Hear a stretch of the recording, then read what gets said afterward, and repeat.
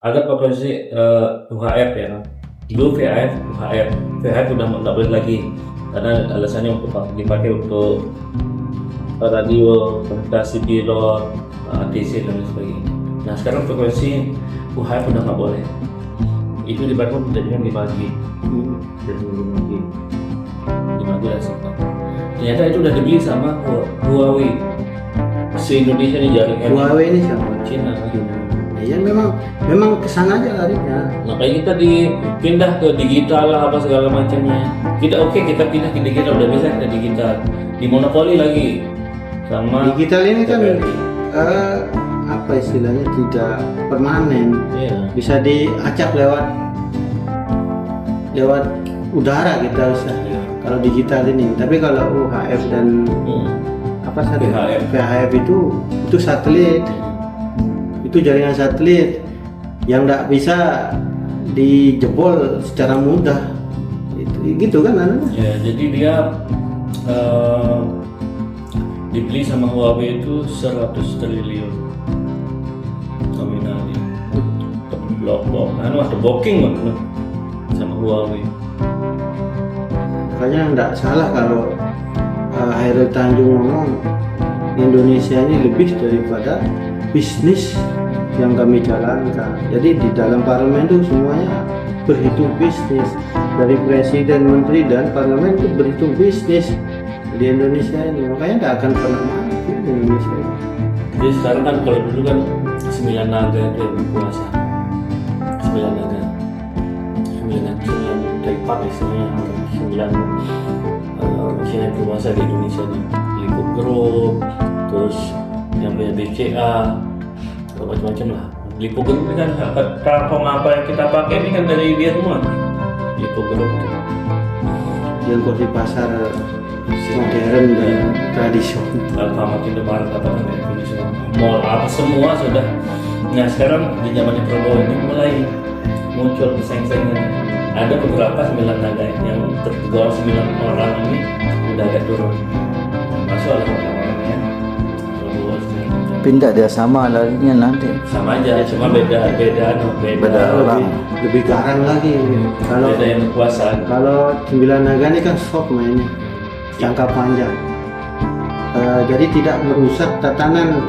Kalau mereka 9 naga ini pure ekonomi, tidak merusak sendi-sendi politik, tidak merusak sendi-sendi negara, nggak dia rusak. Pure dia kuasai ekonomi Cina ini.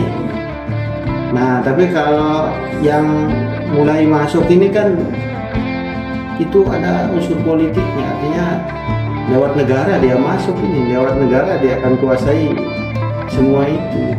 Jadi kalau kita mau tarik benang merahnya itu, ini kembali lagi antara Soeharto dan Soekarno.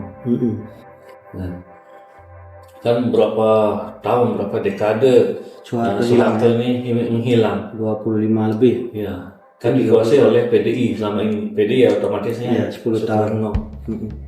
Nah sekarang dengan munculnya Prabowo ini, orang-orang cendana yang naik semua, orang-orang Soeharto benar naik semua lagi kan, beban dikumpulkan. Tim ahlinya siapa? 9 naga ini orangnya Soeharto yang diajak untuk mendampingi bangun Indonesia dulu, tapi tidak masuk ke dalam pemerintahan. Unsur politiknya tidak kuat, sehingga dia manut sama Soeharto. Nah sekarang dia itu tim-timnya Prabowo itu anak buahnya yang tim Mawar dulu itu semua dikasih jabatan sekarang. Udah agak ganas lain lah. Jenderal semua dikasih jabatan. Jenderal Dirjen Bea Cukai dulu anak buahnya tim Mawar. Tim Mawar ini yang diduga dulu melakukan penculikan. Ya, melakukan penculikan ke mahasiswa segala macam. Nah sekarang tuh timnya Mawar Prabowo ternyata masih kuat, masih eksis, masih ada. Makanya dikasih jabatan. Makanya memang ada plus minusnya.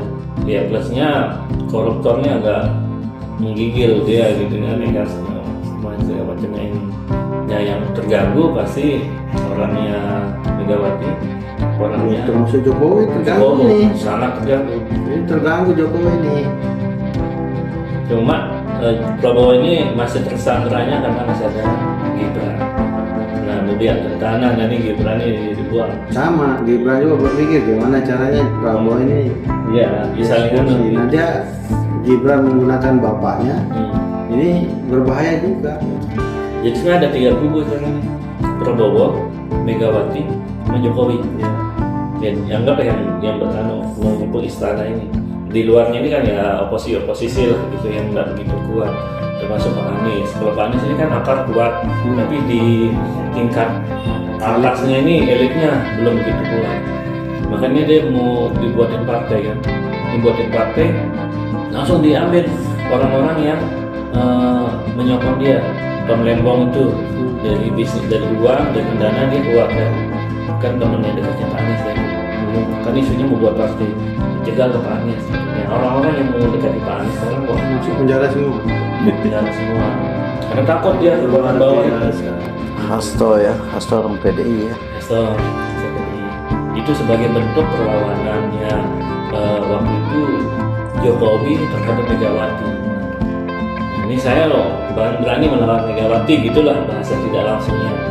Makanya Megawati sekarang marah gitu. Makanya ini tapi Megawati dengan Prabowo masih agak cukup baik. Nah yang benar-benar berperan ini sekarang Megawati Jokowi. Dianggap pengkhianat. Ini benar-benar makanya Jokowi masih terus-terusan sekarang karena nih. Ya enggak boleh putus dia karena kalau dia lemah dia akan cepat terus. Satu dua orang aja di istana itu orangnya Jokowi ini lengser selesai. Ini kan mulai Budi Ari. Budi Ari sudah mau P21 udah mau tersangka dia. Ini orangnya Jokowi. Nah yang kuat sekali Listio Sigit, Kapolri. Ya, Ini yang masih kalau tentara nggak bisa dia kendalikan.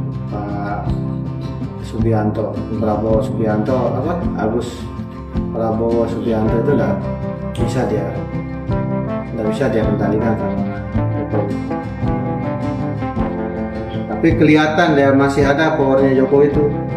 Ketika Purnawirawan bergerak, ada tandingannya Purnawirawan. Masih dia kuat Jokowi. masih lah. Tapi ya istilahnya masih sepertiga kekuatannya masih ada. Tapi ini mulai satu. Yang paling kuat dia punya ya Luhut Binsar Panjaitan. Yang paling kuat dia punya. Tapi Luhut ini orang bisnis. Ini sama kepeng iya telah menu lah. Jelas dia untuk amankan diri kan. Kan Prabowo, ya saya dengan Prabowo gitu. Ternyata Pak Jokowi ini terlalu banyak dia